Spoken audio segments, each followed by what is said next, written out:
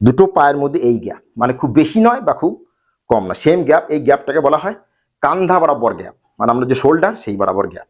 বোঝা গেছে? বহুবার শেখা হয়েছে। এখন সবার শুনে শুলাম তো, শ্বাস নিয়ে উপরে উঠতে হবে, শ্বাস নিয়ে। এবার আপনার শুরুর দিকেই তো আর পুরো সম্পূর্ণ উপরে যাওয়া সম্ভব নয়, তো যতটা আপনি যেতে পারবেন এই অবস্থায় হলে এই অবস্থায় থাকবেন, ধীরে ধীরে রেগুলার 3 দিন 5 দিন 7 দিন 1 সপ্তাহ 15 দিন ধীরে ধীরে আপনি উপরে যেতে থাকবেন। শ্বাস কিন্তু নিয়ে উপরে যাবেন এখানে।